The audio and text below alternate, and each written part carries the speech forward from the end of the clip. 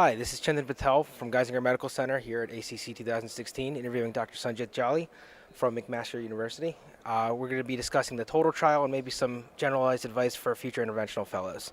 Good morning, sir.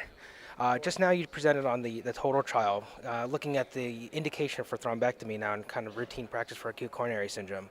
And based on your experience, it seems that initially it was something that was kind of in favor, but now maybe not so much anymore. Do you feel like there's any role anymore for thrombectomy?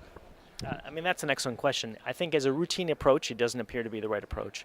I think the important caveat is that there are certain cases still, and that's what we did in total. So we had patients who were randomized to PCI alone, who you ballooned, and despite ballooning, you couldn't get the vessel open. Large, heavy thrombus burden, reduced TIMI flow, so you can't proceed, you can't place your stent.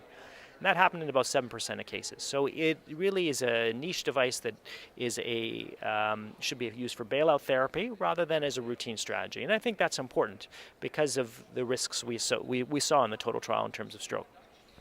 Do you ever feel that the location of the lesion might bias you towards either using it or not using it, whether it be something proximal versus distal?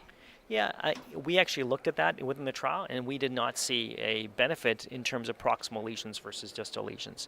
And likely the risks are similar. So that shouldn't necessarily bias you, but I think the important thing is we need to apply the evidence, but the evidence is such that as a routine strategy, it wasn't effective.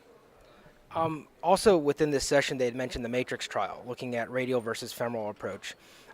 In your current lab that you're working at right now, do you guys primarily use radial or femoral approaches for acute coronary syndrome? Yeah, so we're a radial first lab.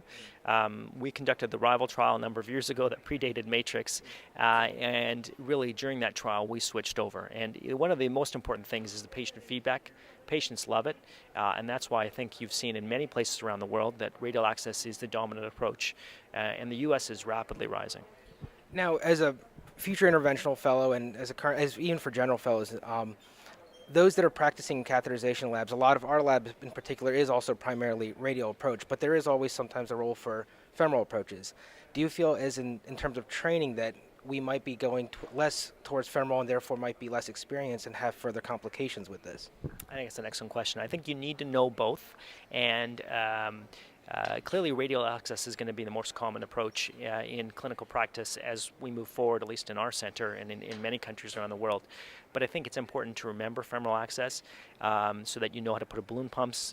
This is for transfemoral structural interventions and even when the radial access is not possible.